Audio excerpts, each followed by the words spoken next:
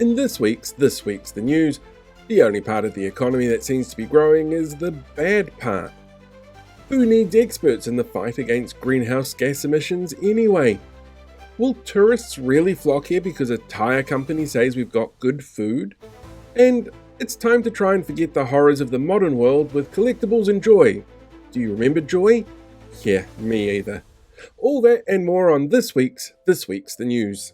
Hello there, kia ora, welcome to this week's The News. I'm Paul, and despite my best efforts of a single Facebook post saying it would be funny if it happened, I won't be the new weekend newsreader at One News, so I guess I'll just keep this up for a while longer and not be bitter about it at all.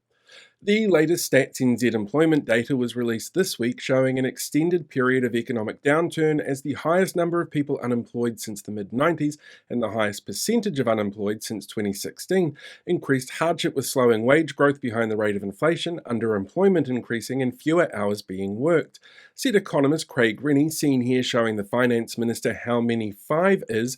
Unemployment in New Zealand is now well above the OECD average. The UK, Australia and the US.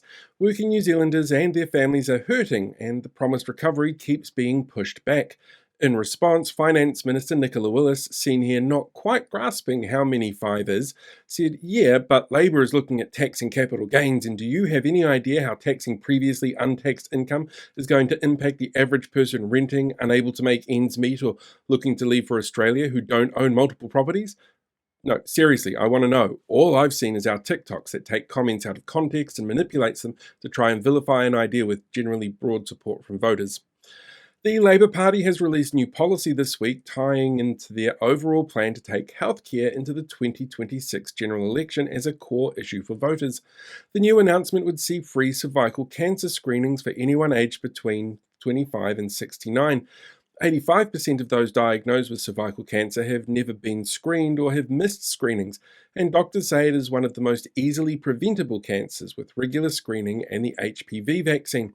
In response, Health Minister Simeon Brown, seen here shocked to discover highly trained and sought-after medical professionals should be compensated fairly, said, "Yeah, but did they raise the age of eligibility for bowel cancer screening for Māori and Pacifica men and take funding from Māori programs to pay for it, ignoring ethnicity-based disparities in cancer formation and claiming it would be better because while more Māori and Pacifica men might go undiagnosed, other groups would have slightly earlier access to testing?" Well, did they?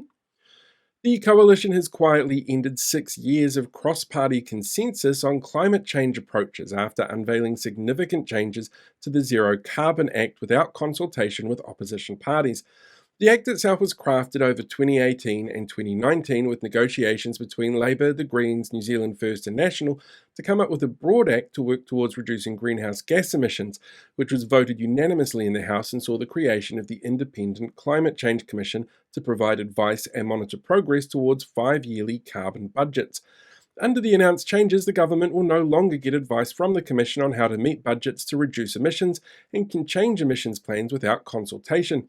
There's less public scrutiny on the targets, and the government will no longer have to consult on final decisions for budgets. This follows a decision last week to reduce methane targets and exclude the largest methane producers in the country from said targets. Said Climate Change Minister Simon Watts, seen here trying to get a piece of coal out of his teeth, "We want a future where the remnants of humanity are warm and toasty, and this is how we will achieve that. It'll be a built-in solution for the energy crisis to completely get rid of winter altogether." Minister of Health Simeon Brown, seen here confused to discover that there's a difference between oncology and ophthalmology, has announced the addition of 140 new beds to 4 hospitals, claiming they will ease pressure on emergency departments, support faster admissions and discharges, and improve patient flow across the hospitals. The prefab building models will each have a different role based on the hospital that they're based at and are due to be completed just in time for the government to claim a victory just before the next election. Said Brown of the project, "These new wards will make a real difference for both patients and whatever staff are left after the rest quit due to being underpaid or find better work in Australia that compensates them properly for the hard work that they do."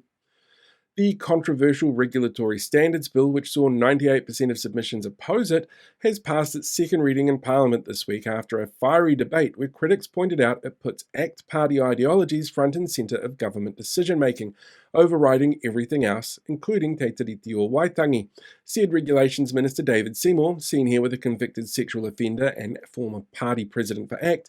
This bill will make the legislative process more transparent, principled, and accountable. Just like us when we find out a senior party official has been accused of a heinous crime against young people and they get name suppression in court because it might harm our chances of being re-elected. The National Party has found a new group to punch down on this week: rough sleepers.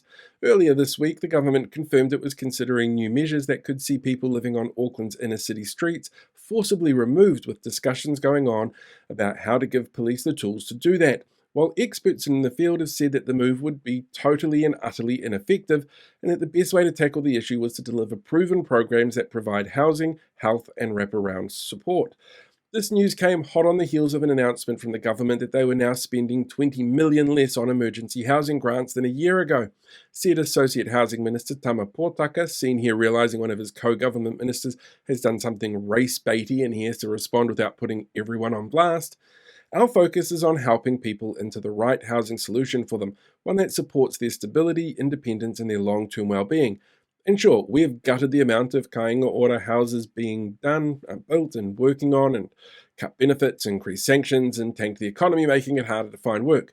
But their long-term well-being is what's important here. In a move supported by a $6.3 million investment from the Tourism Levy and Tourism New Zealand's government funding, the Michelin Guide has been secretly tasting and rating some of the country's best restaurants, according to the Tourism Minister, Louise Upston, seen here with the real reason the government announced plans to encourage more tourism from China.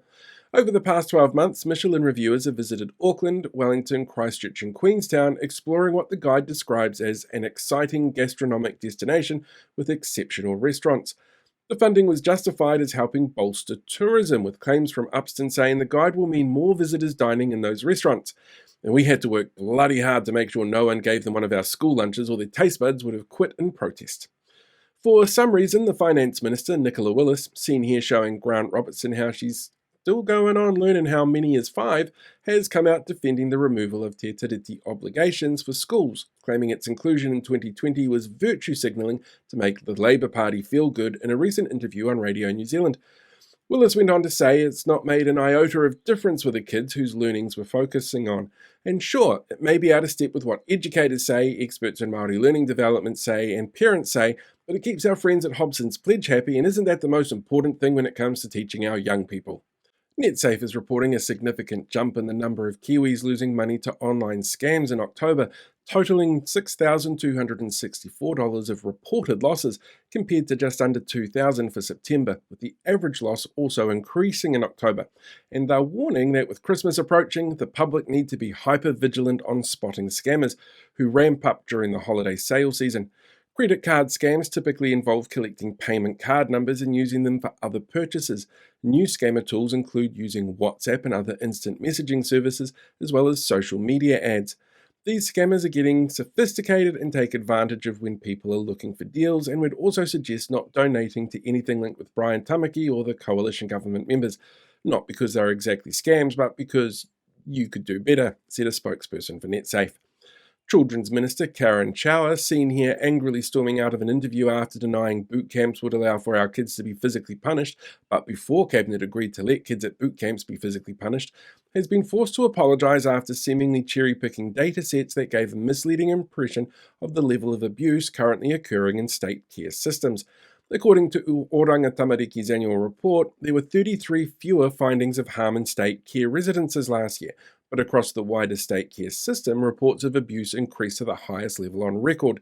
Said Chow of the admission of using incorrect statements to paint a better picture of the situation, "I would never intentionally mislead victims of abuse in state care. We were very open about gutting funding, cancelling contracts, removing te tiriti-focused clauses, ignoring the data that showed these were having incremental positive outcomes, and helping young people so we could give money to tobacco companies and landlord tax breaks." And finally, this weekend sees the return of the Retro event, the biggest family expo celebrating 80s and 90s pop culture nostalgia. With over 300 vendors, retro gaming stations, a curated 80s and 90s music playlist, cosplay competition and more, the event is being held at Event Finder Stadium on Auckland's North Shore and promises to be a celebration of nostalgia. Said organisers of the event, "We wanted to celebrate a love of the pop culture that shaped us, and remind us of a simpler time before we discovered that the lack of access to information like we all have in our pockets these days wasn't the reason for so many people seeming to be so ill-informed, unsympathetic of others, and lacking empathy. And that's it for this week's news. Don't forget, there's still time to vote for Paul the Other One for this year's New Zealand Podcast Awards Listener's Choice.